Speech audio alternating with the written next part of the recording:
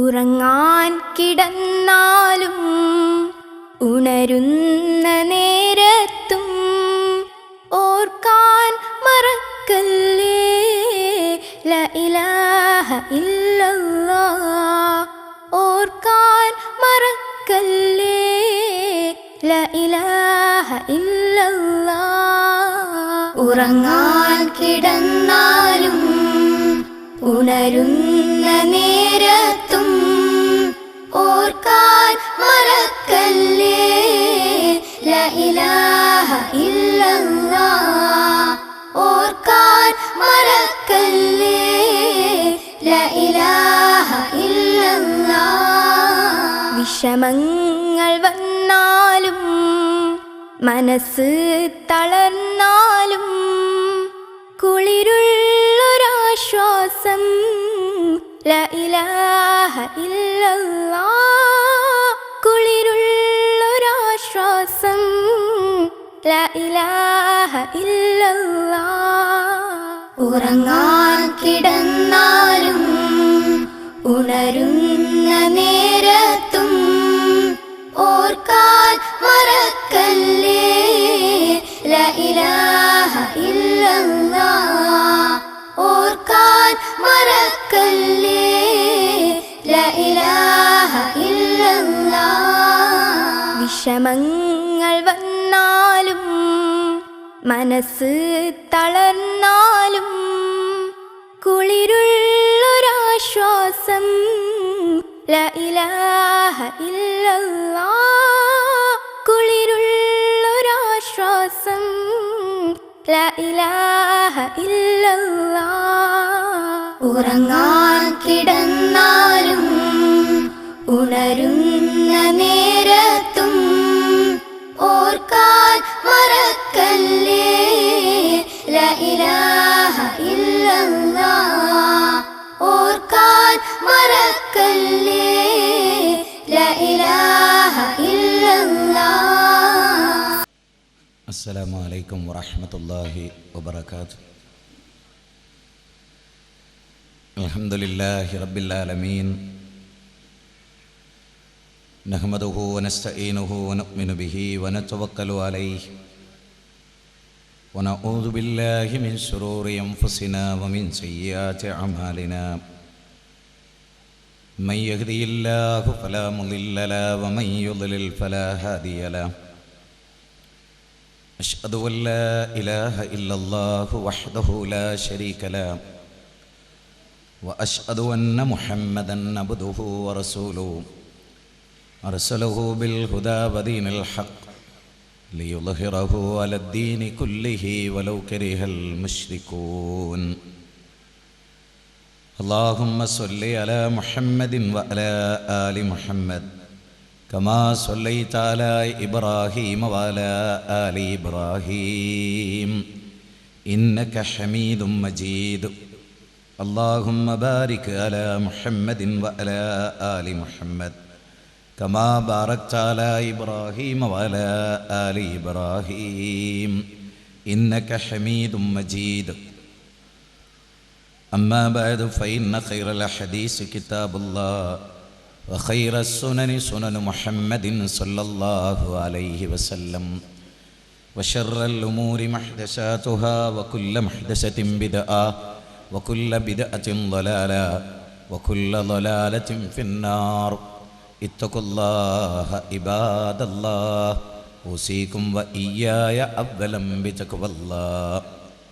إن نريد إلا الإصلاح ما استطعت وما توفيقي إلا بالله عليه توكلت وإليه أنيب. اللهم رب اشرح لي صدري ويسر لي أمري واحلل عقدة من لساني يفقهوا قولي. أعوذ بالله من الشيطان الرجيم. بسم الله الرحمن الرحيم. أم حسبتم أنما خلقناكم عبثا وأنكم إلينا لا ترجعون. ആദരണീയനായ അധ്യക്ഷൻ, ബഹുമാന്യനായ ഉദ്ഘാടകൻ, വേദിയിൽ ഉപവിഷ്ടരായിട്ടുള്ള ആദരണീയ വ്യക്തിത്വങ്ങളെ, ഏറെ പ്രിയങ്കരരായ സഹോദരന്മാരെ, സഹോദരികളെ, മരണം ജീവിതത്തിൻ്റെ അന്ത്യമോ? തീർച്ചയായും ലോകത്ത് മനുഷ്യർ ഏറ്റവും കൂടുതൽ ടെൻഷൻ അടിക്കുന്ന ഒരു കാര്യം അവനവൻ്റെ മരണത്തെ സംബന്ധിച്ച് ഓർക്കുമ്പോഴായിരിക്കും. മരണത്തെ ഓർച്ചു ബേജാറാകാത്ത, മാനസികമായി പിരിമുറുക്കം അനുഭവിക്കാത്ത ആരെങ്കിലും ഉണ്ടാവോ നമ്മുടെ കൂട്ടത്തിൽ? മരണത്തിൻ്റെ ഒരു പ്രത്യേകത, നമ്മൾ ഏർപ്പെടുന്ന പല വിഷയങ്ങളും ഇത്ര കാലം കഴിഞ്ഞ് എന്ന് നമുക്കൊരു ഉറപ്പുണ്ട്. ഒരു പെൺകുട്ടി ജനിച്ചാൽ ഇന്ന് തന്നെ അവളെ വിവാഹം കഴിച്ചു കൊടുക്കേണ്ടി വരുമല്ലോ എന്നൊരു ടെൻഷൻ നമുക്കില്ല. ഇൻഷാ അല്ലാഹ് 10-17 കൊല്ലം കഴിഞ്ഞിട്ട് അതപ്പോഴാ. എന്തൊരു ഭൗതികമായ, കുട്ടി പഠിക്കുന്നു 1-ാം ക്ലാസ്സിൽ, 10-ാം ക്ലാസ് അടുത്ത വർഷം കഴിയും എന്നുള്ള ടെൻഷൻ ഇല്ല. എന്നാൽ മരണം അങ്ങനെയല്ല. ഇന്ന് മരിക്കുവോ? അല്ലാഹു ആലം. നാളെ അതുണ്ടാവുമോ? അല്ലാഹു ആലം. എവിടെ വെച്ചിട്ടാ മരിക്കുക? എവിടെ വെച്ചോ മരിച്ചോട്ടെ കേട്ടോ, അതൊരു വിഷയമല്ല കേട്ടോ. എവിടെ വെച്ച് മരിക്കുന്നു, എങ്ങനെ മരിക്കുന്നു എന്നതല്ല യഥാർത്ഥത്തിൽ വിഷയം. മുസ്ലിമായിട്ടാണോ മരിക്കണത് എന്നുള്ളതാണ് വിഷയം. ആക്സിഡന്റ് ഉണ്ടായി മരിച്ചൂടെ? മരിക്കാം. അങ്ങനെ മരിച്ചാൽ കൂടുതൽ പുണ്യം കിട്ടിയെന്ന് വരില്ലേ? വരാം. പക്ഷേ എവിടെ വെച്ചാണെങ്കിലും ചില ആളുകളൊക്കെ പറയും, ഈ വീട്ടിൽ കിടന്ന് തന്നെ മരിക്കണം, ഈ മഹലിലെ പള്ളിക്കാട്ട് തന്നെ, എൻ്റെ വാപ്പയും ഉമ്മയൊക്കെ അന്ത്യവിശ്രമം കൊള്ളുന്ന പള്ളിക്കാട്ട് തന്നെ കൊണ്ടുപോയിട്ട് ഖബറടക്കണം, എൻ്റെ വല്യമ്മ. അങ്ങനെ പറയുകയും അങ്ങനെ ആഗ്രഹിക്കുകയും അങ്ങനെ മരിക്കുകയും ചെയ്തു. അതിലെന്തോ പുണ്യമുണ്ടോ? ഒന്നുമില്ല. പക്ഷേ എല്ലാ ആളുകളും ഈ ആഗ്രഹപ്രകാരമാണോ മരിക്കുന്നത്? അല്ല. എനിക്ക് നല്ലൊരു കൂട്ടുകാരനുണ്ടായിരുന്നു, കുട്ടിക്കാലം മുതലുള്ളൊരു സുഹൃത്ത്. കഴിഞ്ഞ വർഷത്തിലെ ഉംറ കഴിഞ്ഞ്, റമദാൻ കഴിഞ്ഞ് ഉംറ കഴിഞ്ഞ് റൂമിലേക്ക് മടങ്ങുന്നതിനിടയിൽ ആക്സിഡന്റ് ഉണ്ടായി മരിച്ചു. അവിടെ ഖബറടക്കി. അല്ലേ? ഭാര്യക്ക് കാണാൻ കഴിഞ്ഞോ? ഇല്ല. മക്കൾക്ക് കാണാൻ കഴിഞ്ഞോ? ഇല്ല. മാതാപിതാക്കൾക്ക് കാണാൻ കഴിഞ്ഞോ? ഇല്ല. കൂട്ടുകാർക്ക് കാണാൻ കഴിഞ്ഞോ? ഇല്ല. കേട്ടു. ആക്സിഡന്റ് പറ്റിയിട്ട് എവിടൊക്കെ മുറിവ് പറ്റി എന്നുപോലും അറിയോ? ഇല്ല. എങ്ങനെ മരിച്ചത്? ദാരുണമായിട്ടാ മരിച്ചത്, അറിയാം. അവിടെ അങ്ങ് ഏതോ ദൂരത്ത്, അല്ലേ? അങ്ങനെയാണ് മനുഷ്യന്റെ അവസ്ഥ. അല്ലാഹ് നമ്മളോട് പറഞ്ഞിട്ടുണ്ടോ? ഉണ്ടോ സഹോദരിമാരെ? ദാ ഇന്ന ദിവസം ഇന്ന കാലം ഗൾഫിൽ നിന്ന് വന്നു, നല്ലൊരു വീടെടുത്തു, മോളെ കല്യാണവുമാണ്, അതിനു വേണ്ടി വന്നതാ. എയർപോർട്ടിലെത്തി. എന്തൊരാഹ്ലാദമായിരുന്നു. ആവശ്യമുള്ള ഡ്രസ്സുകൾ, പണം, എല്ലാം, വീട്ടാവശ്യങ്ങൾ, കാര്യങ്ങൾ ഒക്കെ അങ്ങനെ വാങ്ങി നാട്ടിലേക്ക് അയച്ചതുണ്ട്, എത്താനുണ്ട്, കൊണ്ടുവരുന്നുണ്ട്. അങ്ങനെയൊക്കെ എയർപോർട്ടിൽ നിന്ന് യാത്ര തിരിച്ച് പാതി എത്തി. മരിച്ചു പോണില്ലേ? ആക്സിഡന്റ് പറ്റണില്ലേ? ഉണ്ട്. അപകടങ്ങൾ സംഭവിക്കണില്ലേ? ഉണ്ട്. നിങ്ങൾക്കും എനിക്കും ഒക്കെ വരില്ലേ? വരും. വമാ തദ്രീ നഫ്സും മാദാ തക്സിബു ഗദൻ വമാ തദ്രീ നഫ്സും ബിഅയ്യി അർളിൻ തമൂത്. നാളെ എന്ത് സംഭവിക്കുമെന്ന് നിങ്ങൾക്കൊരാൾക്ക് പറയാനാവില്ല. എവിടെ വെച്ച് നിങ്ങൾ മരിക്കും അതും നിങ്ങൾക്ക് പറയാനാവില്ല.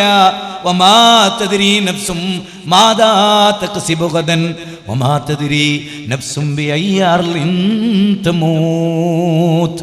ഖുർആനിലെ 31-ാം അധ്യായം 34-ാമത്തെ വചനം. ശരി. പക്ഷേ അങ്ങനെയൊക്കെ അപകടത്തിലായാലും രോഗം കൊണ്ടായാലും ഒരാൾ കത്തിയോണ്ട് കുത്തിയാണെങ്കിലും മരിക്കുമ്പോൾ എന്താവണം? മരിക്കുമ്പോൾ മുസ്ലിമായി മരിക്കുക എന്നുള്ളതാണ്. അള്ളാഹ്ക്ക് ഇഷ്ടപ്പെട്ടൊരു മനുഷ്യനായിട്ട് കൊല്ലപ്പെട്ടാലും വേണ്ടിയില്ല, ആക്സിഡന്റ് സംഭവിച്ചാലും വേണ്ടിയില്ല.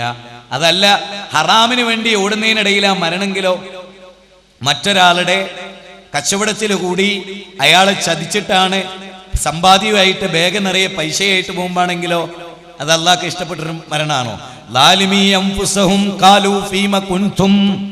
ലാലിമകളായ ആളുകൾ മരിക്കുമ്പോ മലക്കുകൾ വന്നിട്ട് ചോദിക്കുന്ന, അല്ല എന്താ ഇങ്ങനെയൊക്കെ ജീവിച്ചിട്ട്, അള്ളാഹിന്റെ ഭൂമി വിശാലായിരുന്നില്ലേ, നല്ല നിലക്ക് ജീവിച്ച് മരിക്കാമായിരുന്നില്ലേ എന്നൊക്കെ അള്ളാഹു ചോദിക്കും. അപ്പൊ ലാലിമിന്റെ മരണം വേറെ, ഫാസിക്കിന്റെ മരണം വേറെ, മുശ്രിക്കിന്റെ മരണം വേറെ, കാഫിറിന്റെ മരണം മറ്റൊരു രൂപമാണ്.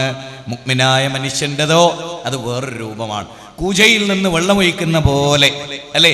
ഒരു മൺകൂജ കമത്തിയാൽ വെള്ളം എങ്ങനെയാണോ ഒഴുകി വരുന്നത്, ഇടതടവില്ലാതെ ഒഴുകുന്ന പോലെ ആത്മാവ് ശരീരത്തിൽ നിന്ന് പുറത്തേക്ക് വരും. ഇങ്ങനെ രണ്ട് വിധമുള്ള മരണങ്ങളുണ്ട്, അല്ലേ? പക്ഷേ മരണം അത് മരിക്കുമ്പോ എന്താണ്? മുസ്ലിം ആവുക. വലാ തമൂതുന്ന ഇല്ലാ വഅൻതും മുസ്ലിമൂൻ. മുസ്ലിങ്ങളായിട്ടല്ല നിങ്ങൾ മരിക്കരുത് കേട്ടോ. അള്ളാഹു 3-ാം അധ്യായം 102-ാമത്തെ വചനത്തിലാ പറയും.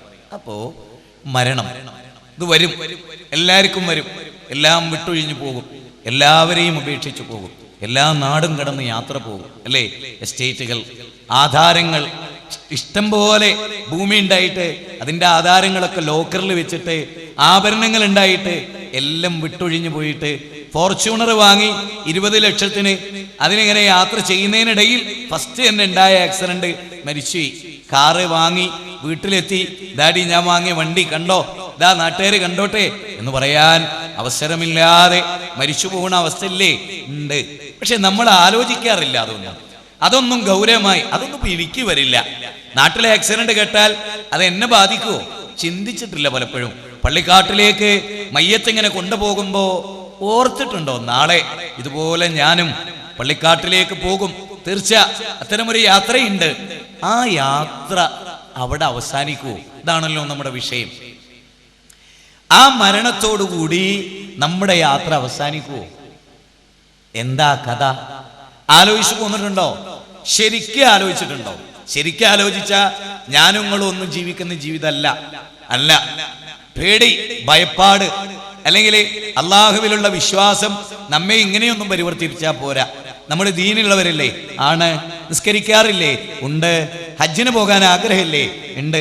പോകാൻ കഴിയാതെ മാനസികമായിട്ട് പ്രയാസം അനുഭവിക്കുന്നവരില്ലേ? ഇല്ലേ? ഉണ്ട്. അല്ല വിധിച്ചാ പോയിക്കൂടെ? പോകാം. ടെൻഷനാണെന്നാലും ഈമാനുണ്ട്, ഇഖ്ലാസ് ഉണ്ട്, തൗഹീദ് ഉണ്ട്, അള്ളാഹുവിന്റെ വിധിയിൽ വിശ്വാസമുണ്ട്. എന്നാലും ഇനി ഹജ്ജിന് പോകാൻ എല്ലാ അർത്ഥത്തിലും ഒരുങ്ങി, അല്ല വിധിച്ചിട്ടില്ലെങ്കിലോ? നമ്മുടെ അതായത് കൊടുത്ത ട്രാവൽസിന്റെ രേഖയിലുണ്ട്, പാസ്പോർട്ടിൽ അടിച്ചിട്ടുണ്ട്, എല്ലാം ചെയ്തിട്ടുണ്ട്, വിമാനമൊക്കെ ഓക്കെയാണ്, നാളെയാണ് പോണത്. അല്ല വിധിച്ചിട്ടില്ലെങ്കിലോ? അള്ളാന്റെ അക്കൗണ്ടിൽ ഓപ്പൺ ചെയ്തിട്ടുണ്ടോ നിങ്ങൾക്ക് ഹജ്ജിനൊരു ചാൻസ്? ആലോചിച്ചിട്ടുണ്ടോ എപ്പോഴെങ്കിലും? ഈ ഹജ്ജ് അള്ളാന്റെ റെക്കോർഡിൽ അല്ല ഓപ്പൺ ചെയ്ത് വെച്ചിട്ടുണ്ടോ? ഹജ്ജ് ചെയ്യും എന്നാ ഒന്നും ഓർത്തോ, തടുക്കൂല. ഇല്ല ഇല്ല. അനുഭവിച്ചാ പറയുന്നത്, അനുഭവിച്ചിട്ടാ പറയുന്നത്. 6 തവണ പോയിട്ട് തിരിച്ചു പോന്നിട്ടും പോയിട്ടുണ്ട് ഹജ്ജിന്. അതിനൊരു അനുഭവം ഉണ്ടായി. അതുകൊണ്ട് അല്ല വിധിച്ചിട്ടുണ്ടോ? പേടിക്കണ്ട. അങ്ങനെ ഒരു മനസ്സ് അല്ലേ അല്ല പറയുന്നത്. വിശുദ്ധ ഖുർആനിലെ 57-ാം അധ്യായത്തിലെ 22 പറയുന്നത്, മാ അസാബം മിൻ മുസീബത്തിൻ ഫിൽ അർളി വലാ ഫീ അൻഫുസികും ഇല്ലാ ഫീ കിതാബിൻ മിൻ ഖബ്ലി അൻ നബ്റഅഹാ ഇന്ന ദാലിക അലല്ലാഹി യസീർ. മാ അസാബം മിൻ മുസീബത്തിൻ ഫിൽ അർളി വലാ ഫീ അൻഫുസികും. ഈ ഭൂമിയിൽ അങ്ങനെ വിശ്വസിക്കാൻ കഴിയണം. ഈ ഭൂമിയിൽ ഒന്നും സംഭവിക്കുന്നില്ല. അല്ല പറയാൻ ഒന്നും. ഒരു 2 വീലർ ചെറുതായിട്ട് ഒരു ആക്സിഡന്റ് പറ്റുന്നത് പോലും അല്ല കണക്കാക്കിയിട്ടല്ലാതെ ഇല്ല. അങ്ങോട്ട് ഇറങ്ങി അലക്കാൻ വേണ്ടിയിട്ട് ഇറങ്ങിയതാ. ഉമ്മറപടിന്ന് അവിടെ നിന്ന് ഇങ്ങോട്ട് ഇറങ്ങി, അല്ലെ അടുക്കള ഭാഗത്തൂടെ ഇങ്ങനെ ഇറങ്ങി, വല്ലാതെ നടന്നിട്ടൊന്നുമില്ല. കണ്ണൊക്കെ തുറന്നു നോക്കി എന്നെ നടന്നത്. പക്ഷെ അറിയാണ്ടൊന്ന് ചെരുപ്പിച്ചിരി കൂടുതലൊന്ന് മുന്നോട്ടായപ്പോ കാലൊന്നും അങ്ങ് മടങ്ങിപ്പോയി. ആ ഭാഗത്ത് നീർക്കെട്ട് വന്ന് 10 ദിവസം നടക്കാനാകാത്ത വിധം. അപ്പൊ ഇങ്ങനെ ചിന്തിക്കുക, ഇതിന് മാത്രം ഇപ്പൊ എന്തേ ഉണ്ടായത്? ചുമ്മാ ഒന്ന് കാല് വെച്ചിട്ടേ ഉള്ളൂ. പക്ഷെ അള്ളാന്റെ വിധി അതാ നടന്നിരിക്കും, അല്ലേ? വേറൊന്നും വേണ്ട. അപ്പൊ എന്താ? മാ അസാബം മിൻ മുസീബത്തിൻ ഫിൽ അർളി വലാ ഫീ അൻഫുസികും ഇല്ലാ ഫീ കിതാബിൻ മിൻ ഖബ്ലി അൻ നബ്റഅഹാ ഇന്ന ദാലിക അലല്ലാഹി യസീർ. ആയത്ത് എന്ത് ആശ്വാസം നൽകുന്ന ആയത്തറിയോ? ഈ ഭൂമിയിൽ ഒന്നും സംഭവിക്കണില്ല എന്നാ പറയുന്നത്. ഒരു മുട്ടുസൂചി ചലിക്കുന്നത് പോലും അള്ള ഒരു റെക്കോർഡിൽ രേഖപ്പെടുത്തിയിട്ടല്ലാതെ നടക്കുന്നില്ല. നിങ്ങളുടെ ശരീരത്തിൽ ഒരു രോഗമുണ്ടാകുന്നില്ല, ഒരു പ്രയാസമുണ്ടാകുന്നില്ല. എല്ലാം അള്ളാഹുവിന്റെ കിതാബിൽ രേഖപ്പെടുത്തിയിട്ടല്ലാതെ. എന്നിട്ട് അള്ള പറയാനില്ല ഈ കയ്യില. അങ്ങനെ ചെയ്തിട്ടുള്ളത് എന്തിനാ? നഷ്ടപ്പെട്ട് നിന്റെ പേരിൽ ദുഃഖിക്കാതിരിക്കാൻ. ഹറമില് ആരൊക്കെ തവാഫ് ചെയ്യും അള്ളാഹ്ക്കറിയാം. ആരൊക്കെയാ ജംറയിലെ കല്ലെറിയ, ആരൊക്കെ പേര് അക്കൗണ്ടിലുണ്ട് അള്ള ഏൽപ്പിച്ചിട്ടുണ്ട്. ലൈലത്തുൽ ഖദറിന്റെ രാത്രിക്ക് ഒരു പ്രത്യേകത ഉണ്ടല്ലോ. എന്താ അത്? ഒരു വർഷം വാർഷിക കണക്ക് നോക്കുന്ന കാലഘട്ടമാണ് ലൈലത്തുൽ ഖദർ. ലൈലത്തുൽ ഖദർ കഴിഞ്ഞു റമദാനില്. ആ ലൈലത്തുൽ ഖദറിൽ അള്ള തീരുമാനിച്ചിട്ടുണ്ട് ആരൊക്കെ ഹജ്ജിന് പോകുന്നു. അതുകൊണ്ട് ഡോണ്ട് വറി, ബി ഹാപ്പി. ബേജാറ് വേണ്ട. അള്ളാന്റെ ആ വാർഷികത്തിൽ നിങ്ങൾ വന്നോ ഉറപ്പായിട്ട് പോകും. അത് ഹജ്ജിന്റെ തലേന്ന് ഫ്ലൈറ്റില്ല, ഷുവർ അള്ള വിശ്വരുണ്ടോ? അങ്ങനെ ഇങ്ങോട്ട് ചിന്തിക്കാൻ. അതാണ് സൗറു ഗുഹയില് ഇപ്പൊ നിങ്ങളിത് ഗുഹ ആയിട്ട് ഇതിനെ സ്പീച്ചിങ് സ്റ്റാൻഡിനെ സങ്കല്പിച്ചാൽ നബി സല്ലല്ലാഹു അലൈഹി വസല്ലം സൗറു ഗുഹയിൽ ഇങ്ങനെ ഇരിക്കുക. അപ്പൊ ഗുഹയുടെ ഇവിടെ ശത്രുക്കൾ വന്നിട്ട് ഇങ്ങനെ നിൽക്കുകയാണ്. നബിയുടെ മൂക്കിന്ന് ശ്വാസം വിട്ട ആ ശത്രുക്കളുടെ രോമത്ത് തട്ടും, കാലിന്റെ അത്രയെടുത്ത് നബി ഇരിക്കുന്നിടത്ത് നിന്ന് ഇങ്ങനെ നോക്കുമ്പോ അരഭാഗം വരെ കാണാം, ശത്രുക്കളുടെ അര വരെ. അത് കണ്ടപ്പോ അബൂബക്കർ സിദ്ദീഖ് റളിയല്ലാഹു അൻഹു ബേജാറായി. നബിയെ അവര് കണ്ടാലോന്ന്. അള്ളാന്റെ റസൂൽ ചിരിച്ചോണ്ട് പറയാ, ഇന്നല്ലാഹ മഅന, അള്ളാഹു നമ്മളോടൊപ്പം ഉണ്ട് അബൂബക്കറെ. നോക്കണേ, കണ്ണുകൊണ്ട് നോക്കണല്ലോ. കണ്ണ് താത്തണമെങ്കിൽ അതിന് ചില സിസ്റ്റം വർക്ക് ചെയ്യണ്ടേ. അത് അള്ളാഹ് അനുവദിക്കില്ല അബൂബക്കറെ. അതാണ് അള്ളാഹ് നമ്മളോടൊപ്പം മൂന്നാമനായിണ്ട്. എന്തൊരു നിർഭയത്വമാണ്! ശത്രു തൊട്ട് മുന്നിൽ നിൽക്കുമ്പോൾ പോലും നിർഭയത്വം. അതുകൊണ്ടാണല്ലോ ശത്രു നബിയുടെ കണ്ടത്തിലേക്ക് വാളിങ്ങനെ കുത്തിവെച്ചിട്ട് ചോദിക്കുക, ആരാ മുഹമ്മദെ രക്ഷിക്കുക? ശത്രുവിന്റെ മുഖത്തേക്ക് ഇങ്ങനെ നോക്കി. അള്ളാഹു പറയാൻ കഴിയില്ല നമുക്ക്. മുജാഹിദക്ക് കഴിയോ? വാള് ഇവിടെ വെച്ചിട്ട് ചോദിക്കുക, ആരാ രക്ഷിക്കുക? അള്ളാഹ്. നമ്മളെന്താ വിചാരിക്കറിയോ? ഓനോട് വലിച്ചേ നമ്മളെ കഴുത്താറും. പിന്നെ എന്താ ഈ പറയേണ്ടത്? ചെങ്ങാതിമാരെ ഇങ്ങനെ കഴുത്തിൽ വെച്ച കത്തി ഇങ്ങോട്ട് പോണെങ്കിലേ അത് ചലിക്കണേ. ഓന്റെ കയ്യൊരാൾ ചലിപ്പിക്കണല്ലോ. പടച്ചോനാ വേണ്ടാറിനാ വേണ്ട, അവിടെ ഒന്നോളും. അതാണ് അങ്ങനെ അള്ളാഹുൽ ഇങ്ങോട്ട് വിശ്വസിക്കാൻ. ഇന്ന് അസർ നിസ്കരിച്ചിട്ട് എന്താ പറഞ്ഞേ? അല്ലാഹുമ്മ, അല്ലാഹുവേ, ലാ മാനിയ ലിമാ അഅതൈത വലാ മുഅതിയ ലിമാ മനത വലാ റാദ്ദ ലിമാ ഖളൈത വലാ യൻഫഉദൽ ജദ്ദി മിൽ അൽ ജദ്. ലേ എന്താ ഇതിനർത്ഥം? പടച്ചോനെ, ഇത് ആരാ പറയുന്നത്? ഹജ്ജിന് പോകാൻ തീരുമാനിച്ച സഹോദരി, ഹജ്ജിന് പോകാൻ തീരുമാനിച്ച സഹോദരൻ എന്താ പറയുന്നത്? അല്ലാ, നീ തടഞ്ഞത് നൽകാൻ. അങ്ങോട്ട് എത്തിയോ? ഇപ്പൊ 60 കൊല്ലമൊക്കെ ജീവിച്ച 70 കൊല്ലമൊക്കെ ജീവിച്ചവർ ഈ സഹസിലുണ്ടാവുമല്ലോ. ഈ കാലയളവിലൊക്കെ നിസ്കരിച്ചിട്ട് പറയുന്നത് എന്താ? അല്ലാ റബ്ബേ. ഇത് ഓരോരുത്തരും പറയണേ. ഒരു ഉസ്താദ് പറഞ്ഞു എന്നിട്ട് ബാക്കിയുള്ളവർ കേൾക്കുകയല്ല, എല്ലാരും പറയണേ. എന്ത്?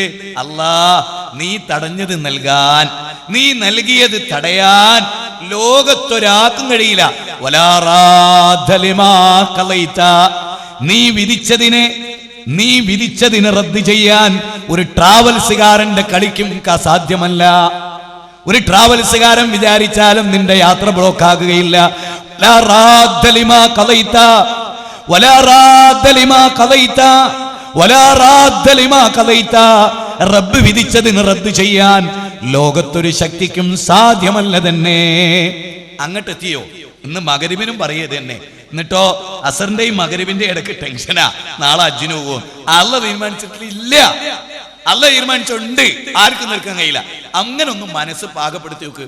ഒരു ടെൻഷനും ഇല്ല, ഒന്നുമില്ല. ഉണ്ടാവരുത്, ഉണ്ടാവാൻ പാടില്ല. മുഅ്മിനെ പാടില്ല. ഉണ്ടാവും, സ്വാഭാവിക മനുഷ്യൻ നിൽക്കാവൊക്കെ ഉണ്ടാവും, എല്ലാം ഉണ്ടാവും. പക്ഷെ അതിനൊരു കൺട്രോൾ. അല്ലെങ്കിൽ എന്താ പറയാ, ഈമാൻ കുറയും, പുണ്യം കുറയും. ഈമാൻ കുറയുമ്പോ പുണ്യം കുറയും. ഈമാൻ എങ്ങനെ ബലപ്പെടുമ്പോ പുണ്യം എങ്ങനെ കൂടും, അല്ലേ? ഇന്നത്തെ ഒരു കാലഘട്ടത്തിൽ നിങ്ങൾ ആലോചിച്ച് നോക്കി, ഏതൊരു കാര്യത്തിനും അത് ആവശ്യമാണ്. അതുകൊണ്ട് മനുഷ്യരോട് ടെൻഷൻ ഇല്ലാത്ത, ടെൻഷൻ ഫ്രീ ആയ ഒരു ജീവിതം നയിക്കാൻ നമുക്ക് സാധിക്കണം. അതിന് എൻ്റെ പ്രിയപ്പെട്ടവരെ, ഇന്ന് മരണം ജീവിതത്തിന്റെ അന്ത്യമോ? ആ ചോദ്യം ഒന്ന് മനസ്സിൽ എല്ലാവരും ചോദിച്ചു നോക്കിയേ. മരിച്ചിട്ട് ജീവിതം അങ്ങോട്ട് അവസാനിക്കുക, മണ്ണിന്റെ ഭാഗമാകുക, അല്ലേ? വീട്ടിലുള്ള പശുവും ചാവുന്നു, കാക്ക പൂച്ച എല്ലാം ചത്തൊടുങ്ങുന്നുണ്ട്. മനുഷ്യനും അങ്ങനെ ചത്തൊടുങ്ങുന്നുണ്ട്. പക്ഷേ മനുഷ്യനും പൂത്തും ഒരേപോലെ മണ്ണിന്റെ ഭാഗമായി തീരുന്ന ഒരവസ്ഥയാണെങ്കിൽ മനുഷ്യന്റെ ജീവിതത്തിന് പിന്നെ എന്താ അർത്ഥം? മനുഷ്യന്റെ ജീവിതത്തിന് എന്താ അർത്ഥം? ഞാനിപ്പോ കഴിഞ്ഞ 1.5 ആഴ്ച മുമ്പ് സൗദി പോകാൻ തീരുമാനിച്ചു. പോയി ഞാൻ ഇവിടുന്ന് സൗദിയിലേക്കാണ് ബോംബെ പോയി. ഒരു കൂട്ടർ എന്ത് ചെയ്തു, പാസ്പോർട്ടും കടലാസും അവിടെ എന്നോടുള്ള ദേഷ്യം വ്യക്തിപരമായി ആരോ ഒന്ന് പറഞ്ഞാൽ എടുക്കണ്ട, അവിടെ ഒന്നോട്ടെ. ശരി, എടുത്തില്ല, അവിടെ കിടന്നു. ഞാൻ 2 ദിവസം ഞാൻ ഇങ്ങോട്ട് പോകുന്നു. എനിക്കൊരു ടെൻഷൻ ഉണ്ടായില്ല. കാരണം എന്താ, അള്ളാന്റെ വിധിയാ. എന്തിനാ വിധി? ഒന്ന് ഓനെ പരീക്ഷിക്കേ. ഏത് പാസ്പോർട്ട് അവിടെ കിടന്നോട്ടേ അറിയില്ലേ, വ്യക്തിവിരോധം കൊണ്ട് ഒന്ന് ഓന് കിട്ടാൻ, ഓനെ അള്ളാഹു ഒന്ന് പരീക്ഷിക്കാൻ, 2 നമ്മളൊന്ന് പരീക്ഷിക്കാൻ. മനസ്സിലാവുന്നുണ്ട്? ഈ 2 പരീക്ഷണവും നടക്കും. അതുകൊണ്ട് ഒരു കാര്യത്തിലും എന്താവരുത്, അമിതമായ ഒരു കടന്നു ചിന്ത. നടക്കണം, നടന്നിട്ടില്ലേ ശരിയാവൂല, അതിനൊന്നും വേണ്ട. നടന്നാ അള്ള നടത്തി തന്ന അള്ളാഹുവിന് ശുഭാപ്തി വിശ്വാസം. അതിലെന്തേ മനസ്സിലാക്കേണ്ടതുള്ളൂ, ഈ യാത്രയിൽ നമ്മൾ ഗൾഫിലേക്ക് പോണ്, ഈ യാത്രയുടെ ഹൈറും ഷെറും ഏറ്റവും കൂടുതൽ അറിയുന്നത് ആർക്കാ? അള്ളാഹ്ക്കല്ലേ. നിങ്ങൾ ആലോചിച്ച് നോക്ക്, നമ്മുടെ കണ്ണൂർ ജില്ലയിൽ നിന്നാണോ കോഴിക്കോട് നിന്നാണോ എന്ന് എനിക്ക് 2 ഓർമ്മ ഒരു കുറവുണ്ട്. ഒരു ഫാമിലി ആദ്യമായിട്ട് ഭർത്താവിൻ്റെ അടുത്തേക്ക് താമസിക്കാൻ പോവുകയാണ്. ഭാര്യ, 2 കുട്ടികളും, ഉമ്മയും 2 കുട്ടികളും. അവര് ഇവിടെ കോഴിക്കോട് എയർപോർട്ടിൽ വരുന്നു, വണ്ടി കയറുന്നു, സൗദി എയർപോർട്ടിൽ എത്തുന്നു, എയർപോർട്ടിന് പുറത്തേക്ക് കിടക്കുന്നു, ഭർത്താവിനെ കണ്ടുമുട്ടുന്നു, ഭർത്താവിൻ്റെ കൂടെ വണ്ടി കയറുന്നു, വണ്ടി മൂവ് ചെയ്യുന്നു, ആക്സിഡന്റ് പറ്റുന്നു, ഭാര്യയും 2 മക്കളും മരിക്കുന്നു. ആലോചിച്ച് നോക്കിയേ, ഭർത്താവ് വർഷങ്ങളായി കാത്തു നിൽക്കുകയാണ്. അപ്പൊ എന്താ, എയർപോർട്ട് പ്രശ്നം ഉണ്ടായോ? ഇല്ല. ആദ്യമായിട്ട് പോകുന്നോണ്ട് എന്തെങ്കിലും കംപ്ലൈന്റ് ഉണ്ടായോ? ഇല്ല. പാസ്പോർട്ടിന് എന്തെങ്കിലും തകരാറുണ്ടായോ? ഇല്ല. ഫ്ലൈറ്റിന് എന്തെങ്കിലും ഉണ്ടായോ? ഇല്ല. ഫ്ലൈറ്റ് സൗദി അറേബ്യ എയർപോർട്ടിൽ ഇറങ്ങിയോ? ഇറങ്ങി. ഭർത്താവിനെ കണ്ടോ? കണ്ടു. സന്തോഷിച്ചോ? സന്തോഷിച്ചു. ആലിംഗനം ചെയ്തോ? ചെയ്തു. കുട്ടികളെ ഉമ്മ വെച്ചോ? ഉമ്മ വെച്ചു. കാറിൽ കയറിയോ? കയറി. റൂമിലെത്തിയോ? ഇല്ല. അതാ ജീവിതം. അത് അങ്ങനെ തന്നെ ഉൾക്കൊണ്ടാലോ ഒരു പ്രശ്നവുമില്ല. അതുകൊണ്ട് എല്ലാവരോടും പറയാനുള്ള എന്താ പറഞ്ഞാൽ, മാനസികമായി ശരിക്കൊന്ന് ജീവിതത്തിന്റെ ഏതേത് പരീക്ഷണങ്ങളെയും ഏതേത് പ്രാരാബ്ദങ്ങളെയും നെഞ്ചിലേറ്റാനുള്ള ഒരു കഴിവ് എനിക്കും നിങ്ങൾക്കും ഉണ്ടാവണം. ശ്രദ്ധിക്കുന്നുണ്ടല്ലോ അല്ലേ? ചായയൊക്കെ ഇടയിൽ കൂടെ ഇങ്ങനെ വിതരണം ചെയ്യുമ്പോൾ മനസ്സ് പാളിപ്പോരുത് കേട്ടോ. ചായ ചുണ്ടുകൊണ്ട് കുടിച്ചാൽ ഇരുട്ടത്തും കുടിക്കാം, കുഴപ്പമൊന്നുമില്ല. അപ്പോ ഈ ഒരു ബോധം എല്ലാവർക്കും ആദ്യം ഉണ്ടാവുക. ഇനി മരണം സംഭവിച്ചു കഴിഞ്ഞ് പള്ളിക്കാട്ടിലേക്ക് കൊണ്ടുപോയി കബറടക്കിയാൽ ആ അനുഭവം റസൂല് വിശദീകരിച്ചത് വിശ്വസിക്കാനല്ലാതെ ഏതെങ്കിലും ഒരാള് ഖബറിൽ നടക്കുന്ന അനുഭവം നമ്മളോട് നേരിട്ട് വന്ന് വിശദീകരിച്ചിട്ടുണ്ടോ? പക്ഷേ ഖബറിൽ നടക്കുന്നത് കണ്ണുകൊണ്ട് കണ്ട് വിശദീകരിച്ച ഒരു മഹാനുഭാവനുണ്ട്, മുഹമ്മദ് മുസ്തഫ സല്ലല്ലാഹു അലൈഹി വസല്ലം. ജീവിതത്തിൽ ഒരിക്കലും കള്ളം പറയാത്ത അള്ളാഹുവിന്റെ റസൂല് വിശദീകരിച്ചിട്ടുണ്ട്. എന്ത്? ഖബറിലെ ശിക്ഷ. ജീവിതത്തിൽ ഒരിക്കലും കളവ് പറയാത്ത ഒരാള്. ശത്രുക്കൾ, ഇപ്പൊ നമ്മളൊക്കെ ജീവിക്കുന്നുണ്ടല്ലോ ഇവിടെ, നമ്മളൊക്കെ ഇവിടെ ജീവിക്കുന്നുണ്ട്. നമ്മുടെ നാട്ടുകാരെല്ലാരും ഒരാളെ പറ്റി പറയുന്നത് ജീവിതത്തിൽ ഒരിക്കലും അയാൾ കള്ളം പറഞ്ഞിട്ടില്ല. അത്ഭുതം തോന്നില്ലേ നമുക്ക്? ഭാര്യമാരും മുഴുവൻ പറയാ ജീവിതത്തിൽ ഒരിക്കലും കള്ളം പറഞ്ഞിട്ടില്ല. മുഴുവൻ കുടുംബക്കാരും പറയാ ജീവിതത്തിൽ ഒരിക്കലും കള്ളം പറഞ്ഞിട്ടില്ല. സകല കൂട്ടുകാരും പറയാ കള്ളം പറഞ്ഞിട്ടില്ല. അങ്ങനെയുള്ള ഒരാള് കഥാപുരുഷനല്ല, അല്ല. കവിഭാവനയല്ല, അല്ല. പിന്നെയോ യഥാർത്ഥമായ ജീവിതം, കൃത്യമായി നയിച്ച ജീവിതം, സത്യസന്ധനായ ജീവിതം, ഒരിക്കലും കളവ് പറയാത്ത ജീവിതം, തമാശക്ക് വേണ്ടി പോലും അരവാക്ക് കള്ളവും അരവാക്ക് ശരിയും റസൂല് പറഞ്ഞിട്ടില്ല. പറഞ്ഞ മുഴുവൻ വാക്കുകളും ശരി, വാക്കുകൾ കൃത്യമാണ്. അങ്ങനെയുള്ള ഒരു മഹാനുഭാവൻ നമ്മളോട് പറയാണെന്ത്? മരണാനന്തരം ഒരു ജീവിതമുണ്ട്. അവിശ്വസിക്കണോ? അവിശ്വസിക്കാൻ കഴിയോ? ഒരാളെ പറ്റി നാട്ടിലെ എല്ലാവരും, മക്കളും ഭാര്യയും മാതാപിതാക്കളും ജനങ്ങളും ഒന്നടങ്കം ജീവിതത്തിൽ ഒരിക്കലും കള്ളം പറഞ്ഞിട്ടില്ല എന്ന് പറഞ്ഞ ഒരു വ്യക്തി നരകണ്ട് സ്വർഗണ്ട് എന്ന് പറഞ്ഞാൽ സഹോദരിമാരെ അവിശ്വസിക്കാൻ കഴിയോ? സാധിക്കോ? ഇല്ല. അങ്ങനെയുള്ള റസൂലല്ലയാ പറഞ്ഞത് എന്ന് ഒരു ബോധം നമുക്കുണ്ടായിട്ടുണ്ടോ? ഇതാണ് പ്രധാനമായി ചിന്തിക്കേണ്ട കാര്യം. ആ റസൂലാണ് ഞങ്ങളോട് ഇത് പറഞ്ഞിട്ടുള്ളത്. ആര് നിങ്ങളോട് കള്ളം പറഞ്ഞാലും, അല്ലേ, എപ്പോഴും കേട്ട വാക്കാണത്, ഞാൻ കള്ളം പറയില്ല. അങ്ങനെയുള്ള മുഹമ്മദ് നബി സല്ലല്ലാഹു അലൈഹി വസല്ലമയാണ് മരണാനന്തരം ഒരു ജീവിതമുണ്ട് എന്ന് പറയും. അതിനനുസരിച്ച് നമ്മൾ ശരിക്കും മാറിയിട്ടുണ്ടോ? നമ്മൾ ഒരുപാട് മാറി. ഈ ഇരിക്കുന്നവരൊക്കെ തന്നെ എന്തായിരുന്നു? ഒരു കാലത്ത് വലിയ ദീനൊന്നുമില്ലാതെ ജീവിച്ചു പോകുന്ന ആളുകളായിരിക്കും നമ്മളൊക്കെ. പക്ഷെ ഈയിടെയായിട്ട് നമ്മൾ ക്ലാസ്സും പഠനങ്ങളും ഖുർആൻ ലേണിംഗ് ക്ലാസ്സും നിരന്തരമായ ബോധവൽക്കരണങ്ങളും ഒക്കെയായി കുറേ ഇങ്ങനെ പുരോഗമിച്ച് നമുക്ക് തന്നെ തരക്കേടില്ലാത്ത വിധം ഒരു ജീവിതമൊക്കെയാണ് നയിക്കുന്നത് എന്നിങ്ങനെ ഒരു തോന്നിത്തുടങ്ങിയ ഒരു കാലഘട്ടത്തിലാണ് നമ്മൾ ജീവിക്കുന്നത്. എന്നാൽ സമ്പൂർണമാണോ? അല്ല. പൂർണ്ണത പ്രാപിച്ചിട്ടുണ്ടോ? ഇല്ല. അതുകൊണ്ട് വളരെ ഗൗരവമായി ചിന്തിക്കണം. എന്ത്? എന്റെ ജീവിതം എന്റെ ഈ ജീവിതം ഇവിടം കൊണ്ട് അവസാനിച്ചു പോകുമ്പോ വളരെ തൃപ്തിയായി പൂർണ്ണമായി പൂജയിൽ നിന്ന് വെള്ളമൊഴിക്കുന്ന പോലെ എനിക്ക് മരിച്ചു കിടന്നു കൊടുക്കാൻ കഴിയോ എന്ന് ആലോചിക്കുന്ന ഒരു പ്രഭാഷണം. അതാ നമ്മളിപ്പം അവസാനിപ്പിക്കുകയാണ്. മഗ്രിബ് 6:02 വുളൂ ചെയ്യണം, മുസല്ലയിൽ ചെന്ന് നിൽക്കണം, സൗകര്യം വേണം. ദീർഘിച്ചാൽ അതിന് സാധ്യമാകാതെ പോകും. ഇൻഷാ അല്ലാഹ് 7 മിനിറ്റോളം നമ്മുടെ മുമ്പിൽ ബാക്കിയുണ്ട്. അള്ളാഹു അനുഗ്രഹിക്കട്ടെ. നിസ്കാരം കഴിഞ്ഞ സ്പീഡിൽ ഇതുപോലെ എല്ലാവരും വേഗം വന്നിരുന്നാൽ വേഗം വിഷയം അവസാനിപ്പിച്ച് നമുക്ക് അള്ളാഹു തൗഫീഖ് ചെയ്ത പിരിഞ്ഞു പോകാം. അള്ളാഹു നമ്മെ അനുഗ്രഹിക്കുമാറാകട്ടെ. ഇത് ഉൾക്കൊള്ളാൻ കഴിയുന്ന ഒരു മാനസികാവസ്ഥ അള്ളാഹു നമുക്ക് നൽകുമാറാകട്ടെ. അസ്സലാമു അലൈക്കും വറഹ്മത്തുള്ളാഹി വബറകാതുഹു. അസ്സലാമു അലൈക്കും വറഹ്മത്തുള്ളാഹി വബറകാതുഹു. അൽഹംദുലില്ലാഹി റബ്ബിൽ ആലമീൻ വസ്സലാത്തു വസ്സലാമു അലാ റസൂലിഹിൽ അമീൻ വഅലാ ആലിഹി വസ്ഹബിഹി അജ്മഈൻ. അമ്മാ ബഅദ്. പ്രിയങ്കരരായ വിശ്വാസിനികളെ, പടച്ചതമ്പുരാൻ്റെ കാരുണ്യം കൊണ്ട് മഗ്രിബ് നമസ്കരിച്ചു. ഇനി നമ്മൾ വിശദമായി, എന്നാൽ വളരെ സമയബന്ധിതമായി കുറച്ച് കാര്യങ്ങൾ എനിക്ക് നിങ്ങളോട് ആവശ്യപ്പെടാനുള്ള ഒരു കാര്യം, ജീവിതത്തിൽ നമ്മളൊക്കെ ഒരു പ്രയോജനവുമില്ലാത്ത സംഗതികൾ, സ്ത്രീകൾ പ്രത്യേകം ശ്രദ്ധിക്കണം. ജീവിതത്തിൽ നമുക്ക് അതുകൊണ്ട് എന്തെങ്കിലും ഒരു പ്രയോജനം ഉണ്ടായിട്ടില്ല, എന്നാൽ ഉപദ്രവം ഏറെ ഉണ്ടായിട്ടുണ്ട് താനും. ചാനലിൻ്റെ സിനിമയുടെ ഒക്കെ മുമ്പിൽ ഒരു വർത്തമാനവും സിനിമ കാണുന്നതിനിടയിൽ ആരെങ്കിലും സംസാരിക്കും ഉണ്ടോ? വിചാരിക്കുക എന്താ അറിയോ? സിനിമ കാണുമ്പോൾ സംസാരിച്ച നരകത്ത് പോകുന്ന ഭയങ്കര ജാഗ്രത.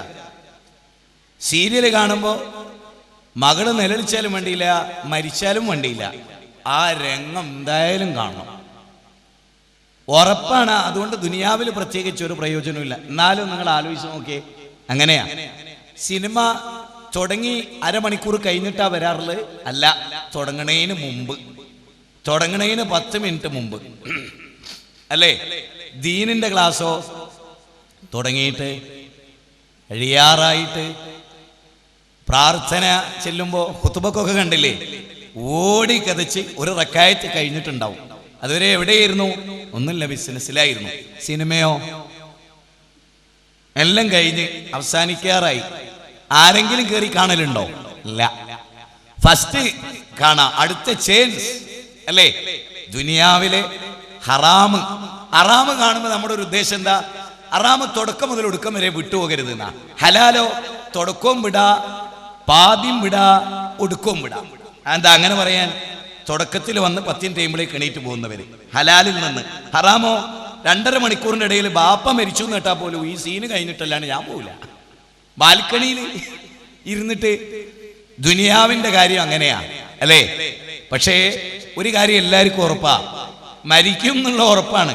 മരിച്ചിട്ട് എന്നാലോ അത്ഭുതത്തോടുകൂടെ ഞാൻ പലപ്പോഴും എനിക്ക് സ്ട്രൈക്ക് ചെയ്തിട്ടുള്ള പല ആളുകളുടെ മരണവും. എൻ്റെ മഹലിൽ വളരെ പരിചയസമ്പന്നനായ ഒരു അധ്യാപകൻ ഒരുപാട് കാലം കടന്ന് ഈ കഴിഞ്ഞ ആഴ്ച മരിച്ചു. പള്ളിക്കാട്ടിലേക്ക് മയ്യത്തിങ്ങനെ കൊണ്ട് ഇറക്കി വെക്കുമ്പോൾ ഞാനിങ്ങനെ ആലോചിക്കുകയാണ്, അടുത്ത നിമിഷം അല്ലേ 7 മനുഷ്യരൊക്കെ അവിടെ നിന്ന് ഇങ്ങനെ നടന്ന് 7 അടി അങ്ങോട്ട് വെക്കുമ്പോ മലക്കുകളുടെ വരവുണ്ടായി. അല്ലേ? അവര് വരും. ആ രംഗങ്ങളൊന്ന് സങ്കല്പിച്ചു നോക്ക്. എന്തായിരിക്കും മാഷ് പറഞ്ഞിട്ടുണ്ടാവുക? പക്ഷെ ഒരു കാര്യം എന്താണ്, 5 നേരവും ജമാഅത്ത് തെറ്റാതെ നിസ്കരിച്ചിരുന്ന ഒരു മനുഷ്യനായിരുന്നു. തൗഹീദുള്ള ആളായിരുന്നു, ബിദ്അത്തില്ലാത്ത ആളായിരുന്നു. പിന്നെ ഹറാമ് വല്ലതും സംഭവിച്ചിട്ടുണ്ടോ നമുക്കറിയില്ല. പക്ഷേ ആ ഖബറിൽ ഏറ്റവും ഭയാനകത ഖബറിലാട്ടോ. നരകവും സ്വർഗവും എന്താണ്? നരകം ഭയങ്കരമാണ്. പക്ഷേ നരകത്തിൽ കുറേ ആളുണ്ടാവും.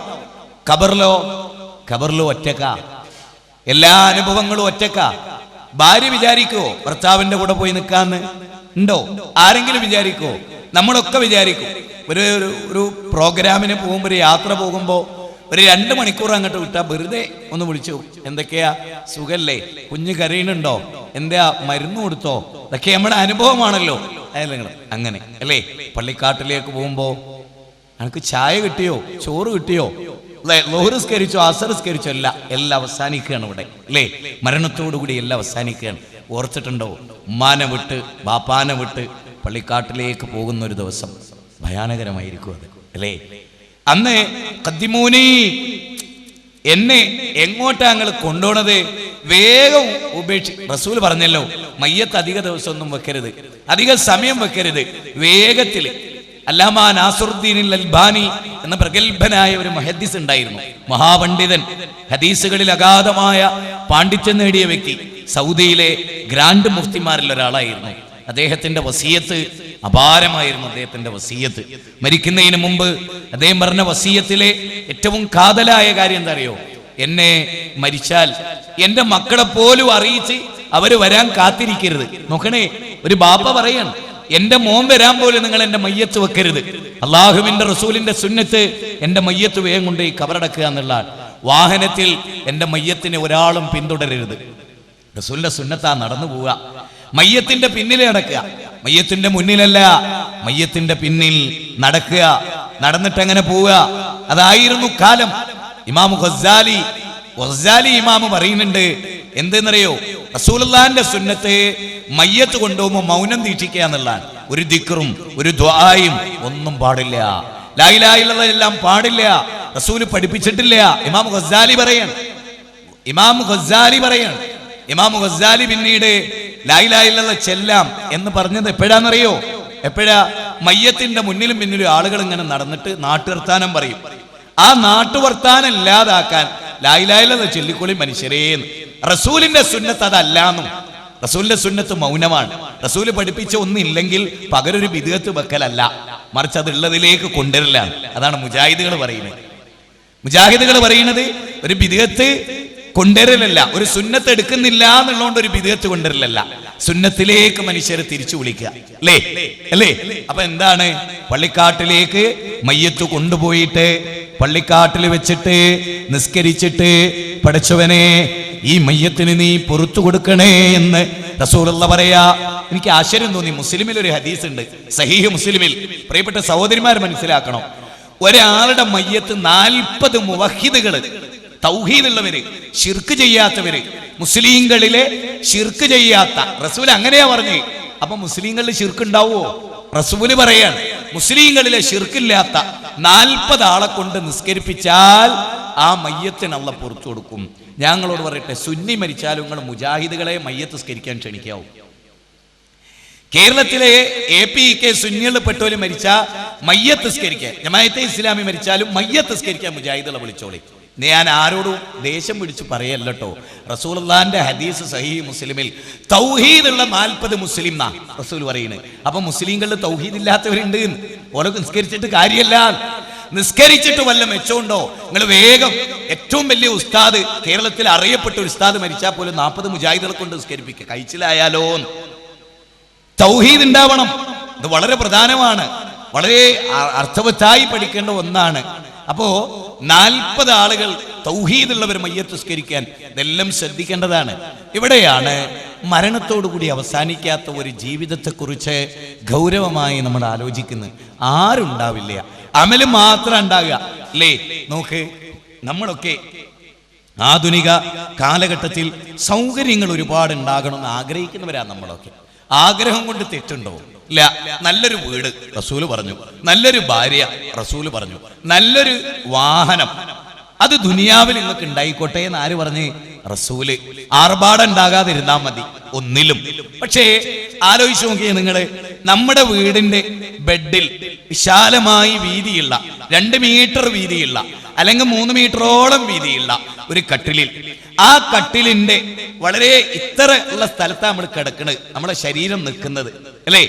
അത്ര സ്ഥലമാണ് നമുക്ക് ആ വീട്ടിലെ ആവശ്യം. 20,000 സ്ക്വയർ ഫീറ്റ്. അംബാനിയുടെ വീട് എത്രയാ അല്ലേ? ഇപ്പൊ കഴിഞ്ഞ റിപ്പോർട്ട് കണ്ടില്ലേ? അനിൽ അംബാനിയുടെ, അംബാനി കുടുംബത്തിലെ ആളുകളുടെ വീട് എത്ര? ബിൽഗേറ്റ്സിന്റെ 3000 വണ്ടി ഒരേ സമയം പാർക്ക് ചെയ്യാം മൂപ്പര വീട്ടില് റോട്ടിലല്ല, വീട്ടില് അല്ലേ? അതിന്റെ ഏതോ ഒരു മൂലയിൽ. അംബാനി എവിടെയെന്ന് വെച്ചാൽ അംബാനി കിടക്കുകയാണ് എവിടെ? ബെഡില് എത്ര സ്ഥലത്ത്? വെറുതെ എത്തിരി പോകുന്ന ഒരു സ്ഥലത്ത്. അംബാനിയുടെ വീട് എത്ര? 5000 സ്ക്വയർ ഫീറ്റ്, 50,000 സ്ക്വയർ ഫീറ്റ് അല്ലേ? അംബാനി കിടക്കുന്നതോ ഇത്ര വീതിയുള്ള ഒരു സ്ഥലത്ത് അല്ലേ? കിടക്കാൻ അത്ര പോരെ? മതി അല്ലേ? അതൊക്കെ മതി. ഇതെല്ലാം വിട്ടുപോകില്ലേ? വിട്ടുപോവും. ഇതെല്ലാം ഉപേക്ഷിക്കില്ലേ? ഉപേക്ഷിക്കും. കൊണ്ടുപോവോ? ഏത് കോടീശ്വരൻ മരിച്ചാലും 250 ഉറുപ്പിയേ ഉള്ളൂ 3 കഷ്ണം വെള്ളത്തുണിക്ക്. 2000 ഉറുപ്പ്യന്റെ ഷർട്ട് ഇട്ട് മരിച്ച ആചാരം മയ്യത്ത് കബറടക്കുന്നത് 2000ന്റെ ഷർട്ട് അയച്ചു മാറ്റി, 15,000ന്റെ വാച്ച് അയച്ചു മാറ്റി, 2000ന്റെ ചെരുപ്പ് അയച്ചു വെച്ച് 280 ഉറുപ്പ്യുള്ള 3 കഷ്ണം തുണി അല്ലേ? ആ 3 കഷ്ണം തുണിയിലാ കബറിൽ വെച്ചിടുന്നു. പാട്ടൊക്കെ കേട്ടിട്ടുണ്ടാവും. ആ 3 കഷ്ണം അല്ലേ? പള്ളിക്കാട്ടിലേക്കുള്ള 6 അടി മണ്ണിലേക്കുള്ള യാത്രയിൽ മിൻഹാ ഖലഖനാകും വഫീഹാ നുഗീദുകും വമിൻഹാ നുഖ്രിജുകും താറത്തൻ ഉഖ്റാ. മണ്ണിൽ നിന്ന് വല്ലാഹു അംബതകും മിനൽ അർളി നബാതാ. മനുഷ്യരെ, ഭൂമിയിൽ നിന്ന് നിങ്ങൾ ഒരു മുളപ്പിച്ചില്ലയോ? വല്ലാഹു അംബതകും മിനൽ അർളി നബാതാ. ഭൂമിയിൽ നിന്ന് നിങ്ങളെ ഒരു മുളപ്പിച്ചില്ലയോ? സൂറത്തു നൂഹിന്റെ 13 മുതൽ 15 വരെയുള്ള വചനമാണ്. സുമ്മ യുഗീദുകും ഫീഹാ വയുഖ്രിജുകും ഇഖ്റാജാ വല്ലാഹു അംബതകും മിനൽ അർളി നബാതാ. ഈ മണ്ണിന്റെ ഭാഗമായിരുന്നു നിങ്ങൾ. മണ്ണിലെ ലവണങ്ങൾ, മണ്ണിലെ ധാതുവസ്തുക്കൾ, മണ്ണിലടങ്ങിയിരിക്കുന്ന എല്ലാം, അമ്ലഗുണം, ചാരഗുണം, ഇതെല്ലാം മണ്ണിന്റെ ഭാഗമായിരുന്നു. ആ മണ്ണിന്റെ ഭാഗമായ നിങ്ങൾ ഇന്ദ്രിയമായി, പിന്നെ ഗർഭപാത്രത്തിൽ അങ്ങനെ വളർന്നവരാ നിങ്ങൾ. വല്ലാഹു അംബതകും മിനൽ അർളി നബാതാ. ആ മണ്ണിന്റെ ഭാഗമായിരുന്നു നിങ്ങൾ. മിൻഹാ ഖലഖനാകും വഫീഹാ നുഗീദുകും വമിൻഹാ നുഖ്രിജുകും താറത്തൻ ഉഖ്റാ. മണ്ണിൽ നിന്ന് മണ്ണിലേക്ക് അയ്യപ്പന്റെ കവി അയ്യപ്പന്റെ ശരീരം കത്തിച്ചു കളഞ്ഞു. പാടില്ല. ഹൈന്ദവ സഹോദരങ്ങൾ ചെയ്യുന്നത് പ്രകൃതിക്ക് എതിരാണ്, പ്രകൃതിക്ക് വിരുദ്ധമാണ്. കത്തിക്കാൻ പാടില്ല. ജീവിച്ചിരുന്ന കാലത്ത് നമ്മുടെ മരിച്ച ഒരു ബോഡിയോട് അനാദരവ് കാണിക്കാൻ പാടില്ല. ജീവിക്കുന്ന ഒരുത്തനെ ചവിട്ടിയാലും വലിയ കോപമൊന്നും ഉണ്ടാവില്ല. ഒരു മയ്യത്തിന്റെ മുകളിൽ ചവിട്ടിയാലോ, മരിച്ചു കിടക്കുന്ന ഒരു ബോഡി ഏതോ മതക്കാരന്റെ ആവട്ടെ ചവിട്ടിയാലോ ഭയങ്കര പ്രശ്നം ഉണ്ടാവും അല്ലേ? ജീവനുള്ളവനെ ചവിട്ടിയ പ്രശ്നമില്ല. ജീവിച്ചിരിക്കുന്ന ഒരുത്തനെ നേരെ തീപ്പെട്ടിക്കൊള്ളി എറിയാൽ പ്രശ്നം ഉണ്ടാവും. പക്ഷെ മരിച്ചെടുക്കുന്ന ഒരുത്തനെ കത്തിക്കുക എന്ന് പറഞ്ഞാലോ പ്രകൃതിക്കെതിരാ. മനുഷ്യന്റെ ശരീരം മണ്ണിന്റെ ഭാഗ, അഗ്നിയുടെ ഭാഗമല്ല. അഗ്നിയിലെ മനുഷ്യൻ മണ്ണിന്റെ ഭാഗമാണ്. ആ മണ്ണിന്റെ ഭാഗമായ മനുഷ്യനെ അഗ്നി കൊണ്ട് ദഹിപ്പിക്കാൻ നമുക്ക് പെർമിഷൻ ഇല്ല. മുഹമ്മദ് നബി പറഞ്ഞ എന്താ അറിയോ? ഉറുമ്പിനെ പോലും തീയിടാൻ പാടില്ല എന്നാണ്. ഉറുമ്പിനെ പോലും തീയിടാൻ പാടില്ല. അതുകൊണ്ട് മനുഷ്യന്റെ ശരീരം 20-ാം അധ്യായം സൂറത്തു ത്വാഹ 55-ാമത്തെ വചനമാണ്. മിൻഹാ ഖലഖനാകും വഫീഹാ നുഗീദുകും വമിൻഹാ നുഖ്രിജുകും താറത്തൻ ഉഖ്റാ. മണ്ണിൽ നിന്നൊരു ഉയർത്തെഴുന്നേൽപ്പ്. ഏതുപോലെ ഇപ്പൊ നിങ്ങള് കുട്ടികൾ കളിക്കുന്ന ഫുട്ബോളിന്റെ വോളിബോളിന്റെ പിച്ച് കണ്ടിട്ടില്ലേ അല്ലേ? ആ പിച്ച് ശ്രദ്ധിച്ചു നോക്കിയേ. ഉണങ്ങി വരണ്ട് കിടക്കുന്ന ഒരു സ്ഥലം അല്ലേ? വോളിബോൾ ഗ്രൗണ്ട് എന്താ? ഉണങ്ങി വരണ്ട് കിടക്കുന്ന ഒരു സ്ഥലം. ചെടി ഉണ്ടോ അവിടെ? ഇല്ല. വിത്തുകൾ ഉണ്ടോ അവിടെ? കാണാനുണ്ടോ? ഇല്ല. പക്ഷേ ഒരു ചാറൽ മഴ ഇങ്ങനെ പെയ്താൽ ആ ഗ്രൗണ്ടിൽ നിന്ന് ചെടി ഇങ്ങനെ മുളച്ചു വരുന്നതാണ്. അതുപോലെ അല്ലേ അല്ലാഹു സുബ്ഹാനഹു വ തആല പറയുന്നത് ബൽദതൻ മൈതൻ കദാലികൽ ഖുറൂജ്, അപ്രകാരമാണ് നിങ്ങൾ പുറത്തു വരിക. അല്ലാഹ് പറയാണെന്ത്, ലോകം ഇങ്ങനെ അവസാനിച്ചിട്ട് മനുഷ്യരൊക്കെ ഈ മണ്ണിന്റെ ഭാഗമായി കിടന്നിട്ട് ഒരു ചാറൽ മഴ അതിങ്ങനെ പെയ്യും. ആ മഴ പെയ്താൽ മനുഷ്യരിങ്ങനെ ഭൂമിയിൽ നിന്ന് എഴുന്നേറ്റ് വരും. അങ്ങനെ വരികയെ അവിശ്വസിക്കുക സഹോദര. മരണത്തിന് ശേഷം ഉയർത്തെഴുന്നേൽക്കുമെന്ന് പറയാനാ തെളിവ്. ഉയർത്തെഴുന്നേൽക്കില്ല എന്ന് പറയാനല്ല. അല്ല, എന്താ കാരണം? നിങ്ങൾ ആലോചിച്ചത് കണ്ടില്ലേ? നിങ്ങൾ ഇതൊരു മൊബൈലാണ്, നിങ്ങളൊക്കെ കയ്യിലുണ്ടാവും. ഈ മൊബൈൽ ഇത് ഇങ്ങനെ കൂട്ടിഘടിപ്പിക്കാൻ, ഈ വിധത്തിൽ ഘടിപ്പിക്കാൻ ഒരുപാട് വർക്കുണ്ട്. ഇത് കണ്ടെത്താനോ ഇത് കണ്ടെത്തിയ ബുദ്ധിജീവിയോ ഒക്കെ ഭയങ്കരമാണ്. ഈ മൊബൈൽ ഈ വിധത്തിൽ സംവിധാനിച്ച ഒരാൾക്ക് ഇത് അഴിച്ചു വെച്ചിട്ട് ഇതിനെ റീഫിറ്റ് ചെയ്യാൻ പണി ഉണ്ടാവോ? നിങ്ങൾ നോക്ക്, ഈ മൊബൈല് നമ്മൾ അയച്ചെടുത്തു, ഇതിന്റെ ഓരോ പാർട്സുകളും നമുക്ക് എന്ത് ചെയ്യാം, ഇങ്ങനെ അയച്ചു മാറ്റാം. നമുക്ക് ഇതിന്റെ ഏത് ഭാഗവും നമുക്ക് എന്ത് ചെയ്യാം, നമുക്ക് അയച്ചു മാറ്റാം, ഇതിന്റെ ഓരോ ഭാഗങ്ങളും. പക്ഷെ ഇത് റീഫിറ്റ് ചെയ്യാൻ വലിയ സമയം ആവശ്യമുണ്ടോ? ഇല്ല, വളരെ ചുരുങ്ങിയ സമയം കൊണ്ട് നമുക്കിത് റീഫിറ്റ് ചെയ്യാം, അല്ലെ? ഇതുപോലെ മനുഷ്യനെ സംഘടിപ്പിച്ചു അല്ലാഹു ഇന്ദ്രിയത്തുള്ളിയിൽ നിന്ന് സംഘടിപ്പിച്ച പടച്ചോൻ ഇന്ന് നമ്മൾ ഈ കാണുന്ന വിധത്തിൽ നമ്മളെ ആക്കി. നാളെ വീണ്ടും നമ്മൾ ഉയർത്തി ഒന്നാമതായി നമ്മൾ ഉണ്ടാക്കി. അല്ലാഹു ചോദിക്കുന്ന ഒരു ചോദ്യമുണ്ട്, മരണത്തിന് ശേഷം ഒരു ജീവിതമല്ല എന്നവർ നിന്നോട് പറയുന്നു. ചോദിക്ക്, നീ ആദ്യം ഉണ്ടായിരുന്നോ എന്ന്. ഇല്ല. അതിൽ നിന്ന് നീ ഉണ്ടായോ? ഉണ്ട്. പിന്നെ നിന്നെ വീണ്ടും ഉണ്ടാക്കില്ല എന്ന് പറയാൻ നിനക്ക് എന്താ മാനദണ്ഡം? ആദ്യം നിന്നെ ഉണ്ടാക്കിയ വ്യക്തിക്ക് രണ്ടാമതും നിന്നെ ഉണ്ടാക്കാൻ കഴിയില്ല എന്ന് നീ എങ്ങനെ മനസ്സിലാക്കി? അപ്പോ മരണത്തിന് ശേഷം ഒരു ജീവിതമല്ല എന്ന് പറയുന്ന നമ്മുടെ നാട്ടിലെ ചോന്ന കൊടി പിടിക്കുന്നവരും ഒക്കെ കുറെ ആൾക്കാരില്ലേ, യുക്തിവാദികള്, ശാസ്ത്ര സാഹിത്യ പരിഷത്തിന്റെ ആളുകൾ, കാർൽ മാർക്സിന്റെ ആളുകൾ. ഒരു പറയുന്നെന്താ, മരണത്തോടുകൂടി അവസാനിക്കും, ഉയർത്തേ നിൽക്കില്ല. എന്തേ വാദം? തെളിവുണ്ടോ? തൊള്ളത്താളം, വേറൊന്നുമില്ല. നാവിന്റെ നീട്ടം, വേറെന്തെങ്കിലും ഒരു മരിച്ചതിന് ശേഷം ഉയർത്തേ നിൽക്കുന്നതിനൊരു തെളിവ് ലോകത്ത്? ആൽമരത്തിന്റെ കുരു താഴെ വീണു, ഉണങ്ങി വരേണ്ട ഭൂമി, ഒന്നും കാണാനില്ല. ആൽമരത്തിന്റെ കുരുതേ ഇത്ര, അതിങ്ങനെ പകത്ത് കളഞ്ഞാൽ ചെറിയ ചെറിയ കടുകുമണി പോലെ അരയാൽ കുരു വേറെ വേറെ, അതിൽ നിന്നാ വലിയ ആൽമരം ഉണ്ടാവണത്. അത് വീണിട്ടാ, അതിന്റെ വിത്ത് വീണിട്ടാ വീണ്ടും ഉണ്ടാവണത്. ഈ മനുഷ്യൻ തന്നെ അടുത്ത മനുഷ്യൻ ഉണ്ടാവണത്. അജബുദ്ധനം, നമ്മുടെ വാലറ്റം, വാരിയലിന്റെ ഏറ്റവും തായ് ഭാഗം, നമ്മുടെ ഊരയോട് ചേർന്ന് നമ്മുടെ ബാക്ക് സൈഡിലെ ഏറ്റവും അറ്റത്ത് വാലറ്റം, അജബുദ്ധനം, അതിലെ ഒരു കോശം ഈ മണ്ണിലുണ്ടാവും. അതിൽ നിന്ന് മണ്ണിന്ന് ഉയർത്തെഴുന്നേൽക്കും. പടച്ചോൻ നമ്മളെ എഴുന്നേൽപ്പിക്കും. ഈ ഒരു അവസ്ഥയിൽ അല്ലാഹു നമ്മളെ സൃഷ്ടിച്ചു, അല്ലേ? ഇന്ദ്രിയത്തുള്ളിയായിരുന്ന നമ്മൾ, മാതാവിന്റെ ഗർഭപാത്രത്തിൽ വളർന്ന നമ്മൾ, അങ്ങനെ കുഞ്ഞായി കൈക്കുഞ്ഞായി വളർന്ന് പിച്ച വെച്ച് നടന്ന് അങ്ങനെ വളർന്ന നമ്മൾ വീണ്ടും അല്ലാഹു നമ്മളെ ഉയർത്തെഴുന്നേൽപ്പിക്കുമെന്ന് അല്ലാഹ് പറഞ്ഞാൽ വിശ്വസിക്കാതിരിക്കാൻ ഒരു മാനദണ്ഡവും ഇല്ല. ഒന്നുമില്ല. ഹല്ലതാ അലൽ ഇൻസാൻ ഹീനും മിനദ്ദഹരി ലം യകുൻ ശൈഅൻ മദ്കൂറാ ഇന്നാ ഖലഖനൽ ഇൻസാന മിൻ നുത്ഫത്തിൻ അംശാജിൻ നബ്തലി ഫജഅൽനാഹു സമീഅൻ ബസീറാ. മനുഷ്യരെ, പറയപ്പെടാൻ ഒന്നുമല്ലാത്ത ഒരവസ്ഥ നിങ്ങൾക്ക് കഴിഞ്ഞു പോയിട്ടില്ലേ? ഒന്നുമല്ലാത്തൊരവസ്ഥ, അല്ലേ? നമുക്കൊക്കെ ഒന്നുമല്ലാത്ത, എനിക്ക് 38ാമത്തെ വയസ്സാണ്. ഈ 37 കഴിഞ്ഞ് 38-ലെത്തി നിൽക്കുമ്പോ ഗൗരവമായി നിങ്ങൾ ചിന്തിക്ക്, 38 കൊല്ലം മുമ്പ് ഞാനില്ല. ഞാനില്ലായ്മയിൽ നിന്ന് ഞാനുണ്ട്. എന്നെ വീണ്ടും സൃഷ്ടിച്ച റബ്ബ് എന്നെ വീണ്ടും സൃഷ്ടിക്കും. യാതൊരു അവ്യക്തതയോ ശാസ്ത്രത്തിന്റെ ആവശ്യമൊന്നുമില്ല. മനുഷ്യൻ പ്രകൃതിയിലേക്ക് നോക്കിയാൽ മതി, അല്ലേ? മനുഷ്യൻ പ്രകൃതിയിലേക്ക് നോക്കിയാൽ മതി. ഓരോ ജീവവർഗത്തിന്റെയും ഉയർത്തെഴുന്നേൽപ്പുമായി ബന്ധപ്പെട്ട് പരിശോധിച്ചാൽ മതി. ഈ മനുഷ്യനെ സംബന്ധിച്ചിടത്തോളം മനുഷ്യനെ ഉയർത്തെഴുന്നേൽപ്പിക്കുമെന്ന് പടച്ചോൻ കൃത്യമായി പഠിപ്പിച്ചു തരുന്നു ലോകത്ത്. രണ്ടാമത്തെ കാര്യം, നിങ്ങൾ ആലോചിച്ച് നോക്ക്, ഏതെങ്കിലും ഒരു കുട്ടി ഗർഭപാത്രത്തിന്റെ ഉള്ളിൽ കയറി ചെന്നിട്ട് ഇങ്ങനൊരു ലോകമുണ്ട് എന്ന് ഗർഭപാത്രത്തിലെ കുട്ടിയോട് ഏതെങ്കിലും കാലത്ത് പറഞ്ഞിട്ടുണ്ടോ? മാതാവിന്റെ ഗർഭപാത്രത്തിൽ കിടക്കുന്ന ഒരു കുട്ടി, ആ കുട്ടിക്ക് ഭൂമി ഉണ്ട് എന്നറിയോ? ഇല്ല. ആകാശം ഉണ്ട് എന്നറിയോ? ഇല്ല. ചന്ദ്രൻ ഉണ്ട് എന്നറിയോ? അറിയോ? നിങ്ങൾ ചിന്തിക്ക്.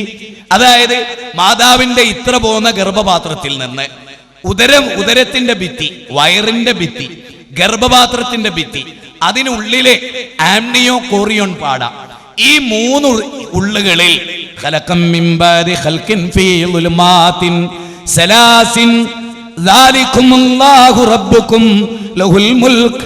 അല്ലാഹു പറയുന്നത് 3 ഇരുട്ടറകൾക്കുള്ളിലാണ് ഒരു കുഞ്ഞു വളരുന്നത്. ഈ 3 ഇരുട്ടറകൾക്കുള്ളിൽ നിന്ന് പുറത്തേക്ക് കാണാൻ പറ്റുമോ? ഇല്ല. കടല് കാണുമോ? ഇല്ല. വിമാനത്തിലേക്ക് ഉമ്മ കയറും ഗർഭിണിയായ തുടക്കത്തിലാണെങ്കിൽ, പക്ഷെ വിമാനം കുട്ടി കാണുമോ? ഇല്ല. കടലിന്റെ വക്കത്ത് ഉമ്മ വന്ന് നിന്നിട്ടുണ്ടാവും. ഉമ്മാന്റെ വയറിൽ കിടന്ന് കുഞ്ഞിന് ഭൂമി കാണാനോ ആകാശം കാണാനോ സാഗരം കാണാനോ സാധിച്ചിട്ടുണ്ടോ? ഇല്ല. അല്ലേ? ഗർഭപാത്രത്തിലെ ഏതെങ്കിലും ഒരു കുട്ടിയുടെ അടുത്ത് ഗർഭപാത്രത്തിൽ നിന്ന് പുറത്തു പോയ ആരെങ്കിലും വന്നിട്ട് ഭൂമി ഉണ്ട് എന്ന് പറഞ്ഞിട്ടുണ്ടോ? ഇല്ല. പക്ഷെ അതില്ലേ, ഗർഭപാത്രത്തിൽ ഒരാള് ചെല്ലുക, ഒരു ദൂതൻ, എന്നിട്ട് ഗർഭപാത്രത്തിലെ കുട്ടിയോട് പറയാ, എന്ത് മോനെ 8 മാസമായി നീ ഉമ്മാന്റെ ഗർഭപാത്രത്തില്, 2 മാസവും കൂടി കഴിഞ്ഞാ ഭൂമി ലോകത്തേക്കാണ് നീ പോകുന്നത്. വിശാലമായ ഭൂമി, കാട്ടാറുകളും കാനനങ്ങളും ആകാശവും ഭൂമിയും ചന്ദ്രനും നക്ഷത്രങ്ങളും എല്ലാമുള്ള കുറെ മനുഷ്യന്മാരും വീടും കാടും റോറും അങ്ങനെ പിന്നെ റൂട്ടിലൂടെ വാഹനം ഓടിപ്പോകുന്ന അവസ്ഥയുണ്ട്, പുഴകളുണ്ട് എന്നൊക്കെ പറഞ്ഞാൽ അവൻ നിഷേധിച്ചാലോ? ഈ ഗർഭപാത്രത്തിനപ്പുറത്തൊരു ലോകോ? ഏയ്, ഞാൻ വിശ്വസിക്കില്ല. കാരണം എന്താ? 8 മാസമായിട്ട് ഞാൻ ഗർഭപാത്രത്തില.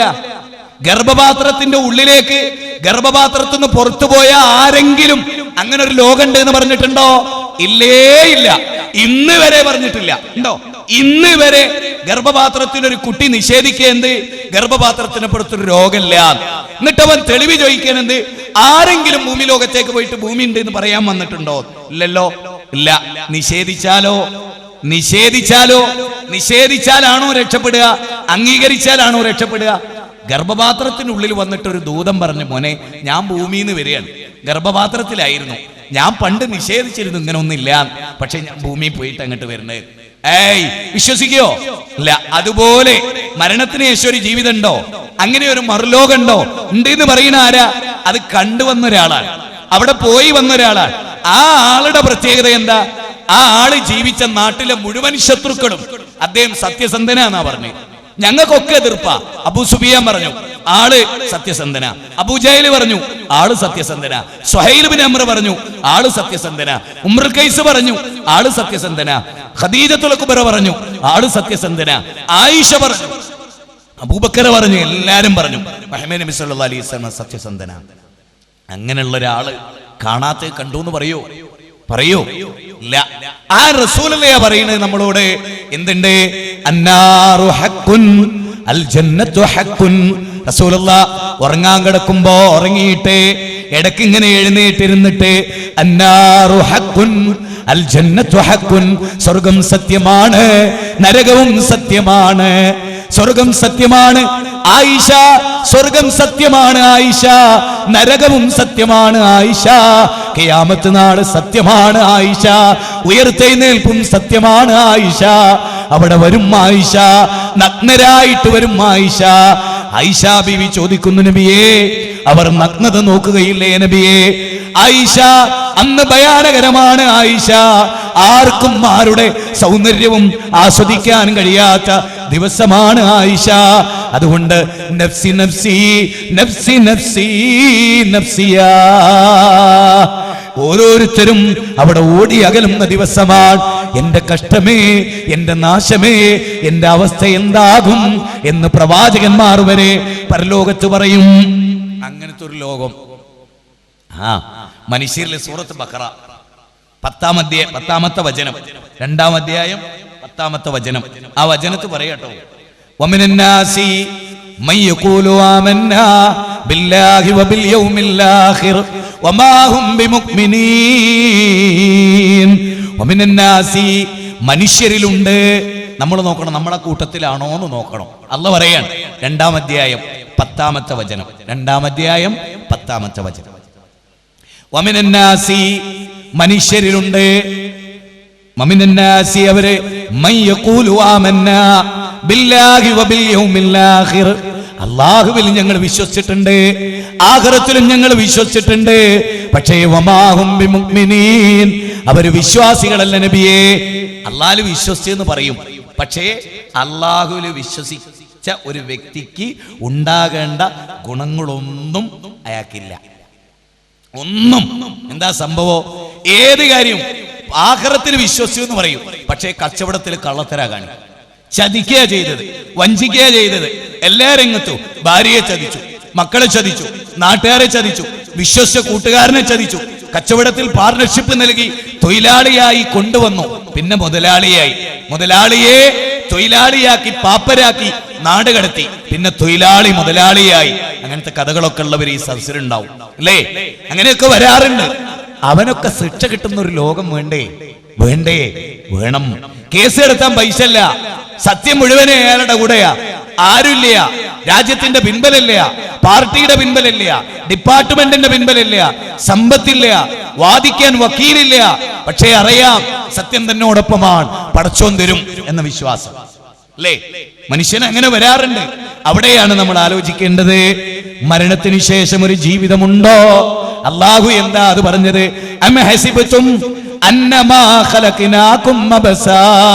മനുഷ്യരെ, നിങ്ങൾ ഉയർത്തെഴുന്നേൽപ്പിക്കപ്പെടില്ലെന്ന് നിങ്ങൾ വിചാരിക്കുകയാണോ? അന്നമാ ഖലഖനാകും അബസൻ വഅന്നകും ഇലൈനാ ലാ തുർജഊൻ. മരിച്ചതിനു ശേഷം നമ്മൾ ഉയർത്തെഴുന്നേൽപ്പിക്കപ്പെടുകയോ? മരണത്തിന് ശേഷം ഒരു ജീവിതമോ? അവരെ ചോദ്യമാണ്. അപ്പോ ഖുർആനിലെ 23-ാം അധ്യായം സൂറത്തുൽ മുഅ്മിനൂൻ, ഖുർആനിലെ 23-ാം അധ്യായം സൂറത്തുൽ മുഅ്മിനൂൻ 115-ാമത്തെ വചനം അല്ലേ? അതുകൊണ്ട് ആലോചിക്കുക, ശരിക്ക് മരണത്തിന് ശേഷം ഒരു ജീവിതമുണ്ടോ?